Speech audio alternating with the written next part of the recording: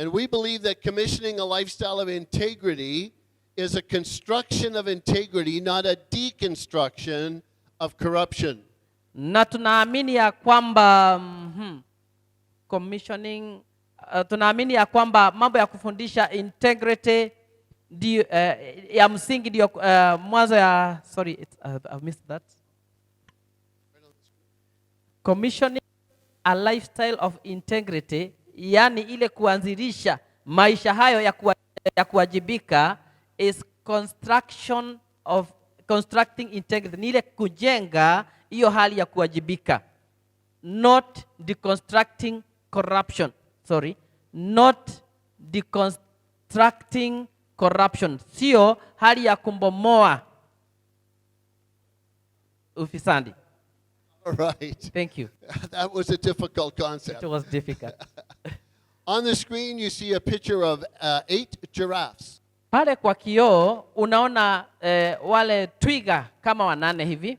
I took this picture at the National Park in Nairobi. Nilichukua picha hii katika National Park au mbuga la wanyama Nairobi. It was 6 o'clock in the morning and I was with Bishop Adoyo. Ilikuwa saa 12 asubuhi. We stopped and took their picture. Na tulikuwa na Askofu Adoyo tukasimama kupiga ile picha. They were all looking at us. Wote walikuwa wanatazama. This is not photoshopped or fixed. It is exactly what happened. Hii sio picha ambayo inafanywa editing ibadilishwe, bali hii picha ni vile ilivyochukuliwa. So how do you get 8 giraffes to all look at you at the same time? Je, unapataje twiga 8 wakiwa pamoja na kuwachukua picha wakiwa pamoja kwa muda mmoja? It wasn't trick photography, it was legitimate. Hii sio ile picha ya kumbandika badika, bali ni picha ya halisi ya ukweli. And the way you can get 8 giraffes to look at you, na kuweza kupata wale twiga 8 wote wanakutazama wewe, is to have a lion right behind your car. labda ni uwe na simba pale nyuma yako. And all the giraffes were not looking at me. Na wale twiga wawe sio wewe wanatazama. They were looking at the lion. Wanaangalia yule simba anayewatishia pale nyuma. And they realized that there was danger in the grasslands. Wakiangalia wanaona kwamba kuna hatari katika kule bugani. How many of you know it's time for the church to stand tall? Je, ni wangapi wanajua kwamba ni wakati wa kanisa kusimama imara? We need to recognize there's a lion in the grasslands. Tunahitaji kutambua ya kwamba kuna simba alaye ambaye ako huko nyuma katika buga. There's someone seeking to devour and destroy. Kuna mtu ambaye anatafuta kukushika na kukutafuna kukurarua. It's time for us to stand against corruption. Kwa hivyo ni wakati wetu wa kuweza kusimama imara kinyume. In Psalm 11 verse 3 it asks this question. Zaburi 11 mstari wa 3 uko na jambo hili. If the foundation be destroyed, what will the righteous do? Kama misingi itatizikwa, je, mwenye haki atafanya nini? Notice it did not say what will the government do. Tazama uone kwamba haijauliza serikali itafanya nini. It did not say what will the people of wealth do. Haijauliza je, wale watu walio na pesa nyingi au utajiri watafanya nini? Do you think the foundations of Kenya are being destroyed? Je, unafikiria au unaona kama kwamba misingi ya nchi yetu ya Kenya inatingizika? Kenya is ranked 43rd most corrupt nation in the world. Hebu sikia hili. Kenya iko karibu ni kama nchi ya 43 katika hali ya kuwa na ufisadi katika nchi hii. Out of 180 nations, Kenya is the 43rd most corrupt. Yani kutoka kwa nchi 105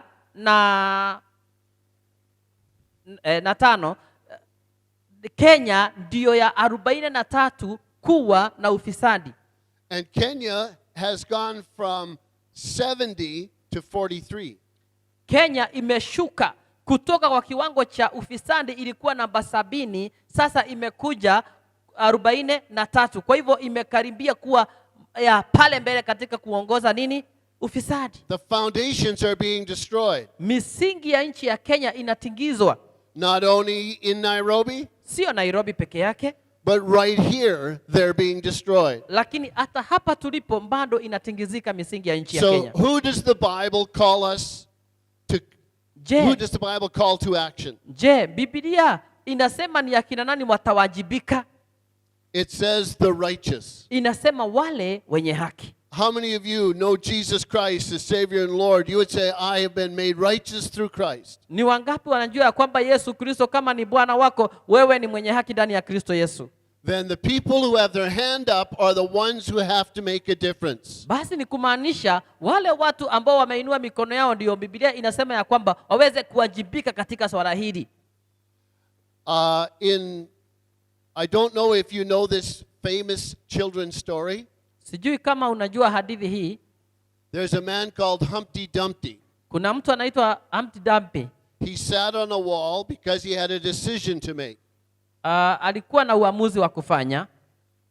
And he, after making his decision, decided to come down off the wall. Na baada ya kufanya uamuzi wake, akaamua kushuka. But he made a mistake and he fell. Lakini akafanya uamuzi mbaya, makosa, akaanguka. And he cried out for help. Na akalia apate msaada. Who did he cry out to? Je, alimlilia nani ampe msaada? I'm surprised he didn't call out to the church. Ninashangaa ya kwamba hakuita kanisa He limsaidie. didn't call out to his prayer group or his small group. Sorry. To his prayer group or his small group. Hakuita marafiki zake. He called out to the government. Aliitisha msaada kwa serikali. He called out to the king. Akaita mfalme. And the king responded because it says, and all the king's horses and all the king's men. Na mfalme alipojibu akakuja na farasi zake zote, magari ya vita. And they passed laws to try to help Humpty Dumpty. Na wakakuja kumsaidia yule aliye pale chini. They called all the civil servants to try to help him. Akaita wafanyakazi wote wa serikali wakuja wajaribu kumsaidia na ameanguka tu pale chini. But all the king's horses and all the king's men could not put him together again. Lakini farasi zote za mfalme na watu wote wafanyakazi wa mfalme, hakuna yule angeweza kumsaidia kumrudisha tena vizuri. And we are broken because of corruption. Na sisi tumevunjika sababu ya ufisadi. And it will not be the king's men and the civil servants that put the nation back together again. Na haitakuwa ni watu wa mfalme na jeshi lake ambao wataweza kurejesha nchi ya Kenya katika hali yake ya kawaida tena. It will be people who are righteous. Itakuwa ni watu ambao ni wenye haki, people of integrity. Watu ambao wako na hali ya kuwajibika. Now there are 4 kinds of integrity. Kuna kuwajibika aina 4. Number 1, jambo la kwanza, stay out of trouble. Kaa mbali na shinda, jiepushe na shinda. This person only has enough integrity to stay out of trouble. Huyu mtu ambaye ako na yani kuwajibika tu kwa kutosha wa kukaa nje au kando na kujiepusha na shida. They fear consequences. Wao huogopa matokeo. When I was a little boy, I had this kind of integrity. Nilipokuwa kijana mdogo, nilikuwa na aina ya kuwajibika aina hii. My character was not yet formed. Yani wakati huo tabia yangu ilikuwa bado katika hali ya kujengeka. And it was the fear of consequences that kept me from doing bad Na kwa many hivyo times. ni ile hali ya kuogopa matokeo ilikuwa inaniweka nje au kando ya shida.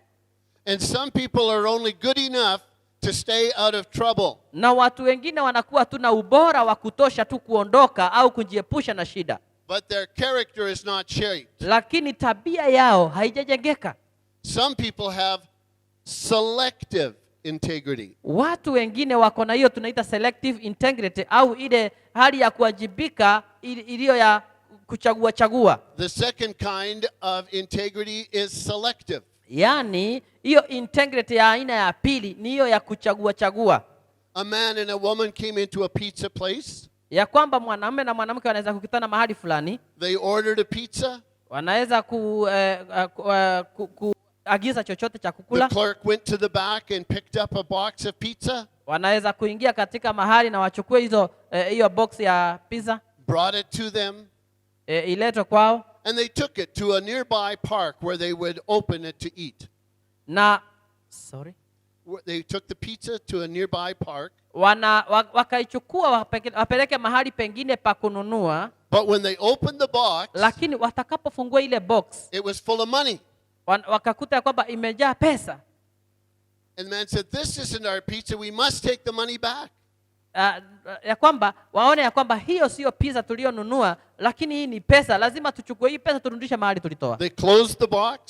Wafunike ile. They took the money back to the owner. Wapeleke pesa mahali walitoa ile box wakifikia ile pizza. And the owner was so happy. Naye mwenyewe akawa na furaha sana. He said, "That money is all the money my store made today." Naye aseme ya kwamba hiyo pesa ilikuwa katika ile box, ndio pesa nilikuwa nimepata faida katika hii biashara yangu siku yote, hakuna ingine. I had put the money in a box to take it to the bank. Achukue hiyo pesa kwa box apeleke kwa bank. And my waiter by mistake took the wrong box. Anaeleza ya kwamba naye yule waiter wangu au mfanyakazi wangu, badala ya kuchukua hiyo pesa iende kwa bank, akaweka hiyo pesa mahali haistahili, hiyo box mahali haistahili. I can't believe there's someone so honest. Siwezi kuamini kuna mtu ambaye anaweza kuwa na uwajibikaji wa kiwango hicho. I'd like to take your picture. Kama nachukua picha, I'd like to put your picture in the paper. Ninapochukua picha katika gazeti, so that everybody knows they're good people like you. Nitakuchukua picha katika gazeti ili kwamba watu wote wajue ya kwamba kuna mtu wa kuwajibika kama wewe. You're so honest. Wewe unawajibika sana. And the man said, "Please sir, don't do that." Naye mtu akasema, hapana, usifanye namna hiyo, usiniweke kwa gazeti. And the owner said, "Why?" Naye mwenyewe anauliza, kwa nini nisifanye namna hiyo? "Because this woman is not my wife." Kwa sababu huyu mke tuliye naye sio mke wangu.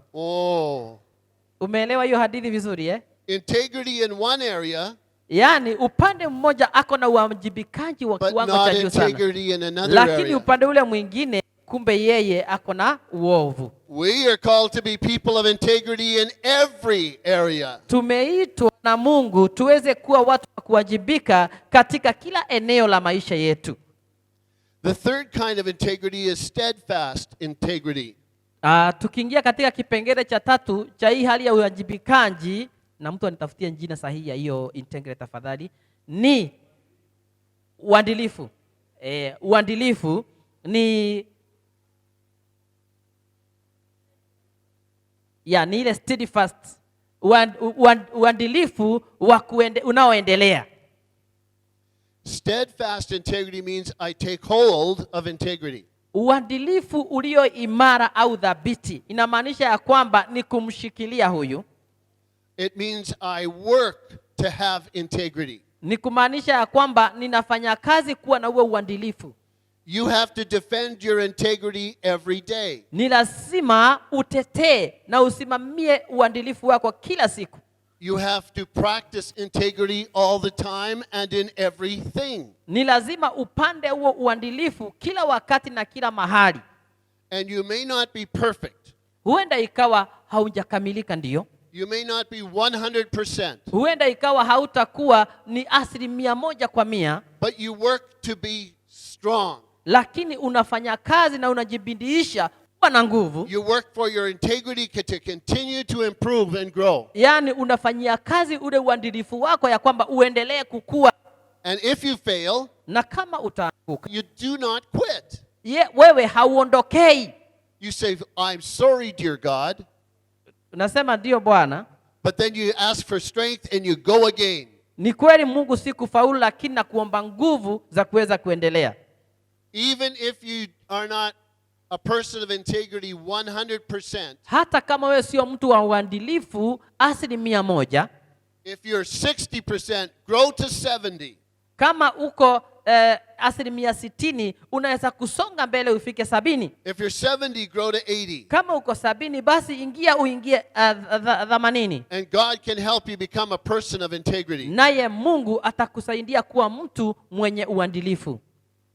The fourth is sustainable integrity. Kipengele cha 4, uadilifu wa aina ya 4 ni ule ambao ni sustainable, yani unaendelea. When you have integrity, ukiwa na uadilifu, it gives you strength. inakupa nguvu. And when you have integrity, Na kama uko na uadilifu, there are rewards. kuna thawabu. When you have integrity, there's peace and joy. Kama uko na uadilifu, kuna amani na kuna furaha. When you have integrity, there's benefits over the long time. Ukiwa na uadilifu, kuna faida unapata za muda mrefu sana. And integrity motivates you to be a person of integrity. Na uadilifu unakusukuma na kukutia nguvu kuendelea kuwa mtu wa uadilifu. The rewards of integrity are greater than the benefits of corruption. Faida za uadilifu ziko juu zaidi ya zile faida kidogo kidogo unapata kutokana na mambo ya ufisadi. Most people do not believe that. Watu wengi hawaamini hivyo. But we are going to take time to prove it to you from the Bible. Lakini nitachukua nafasi kukuelezea haya kutoka kwa Biblia. The rewards of integrity are greater than the benefits of corruption. Ya kwamba faida za uadilifu ni nyingi kuliko zile ambazo unapata kutoka kwa ufisadi. Let me help you understand the word integrity. Hebu niweze kukusaidia kuelewa neno hili uadilifu. Integrity affects every aspect of your life. Uadilifu unaguza kila eneo la maisha yako. If I built a bridge using steel beams, kama nitaweza kujenga daraja nikitumia chuma, but one of the steel beams fails, lakini mmojawapo ya zile chuma ninazotumia ishindwe kujistahimili, it does not hold its load, ya kwamba haitaweza kubeba mzigo, what happens to the weight of the bridge? Ni nini inafanyika katika ile daraja? It gets transferred to all of the other beams in the bridge. Ni kwamba ule mzigo uliostahili kubebwa na ile chuma moja ambayo imeharibika, huo mzigo sasa utagawanywa na kubebwa na zile chuma zingine ambazo zimejenga ile daraja. The failure of one beam, ni ya kwamba kuanguka au kushindwa kwa chuma moja affects every other beam. Itaweza kuguza kila chuma nyingine. The failure of one member in the family to live with integrity, ya kwamba kushindwa kwa mtu mmoja katika jamii kuishi maisha ya uadilifu, affects every other member of the family. Inahusisha au inaguza kila mtu mwingine wa hiyo jamii.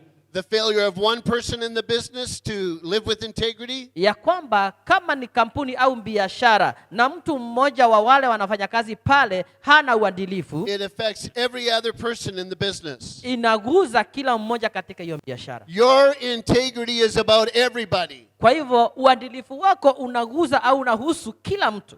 It's not just about you. Kwa hivyo sio kuhusu wewe peke yake.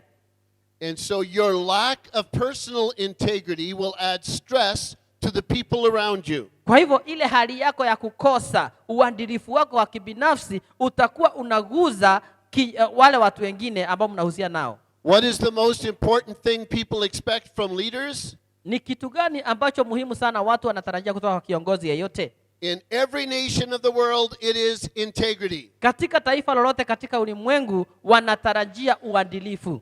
May we be people of integrity. Situwe watu wa uadilifu.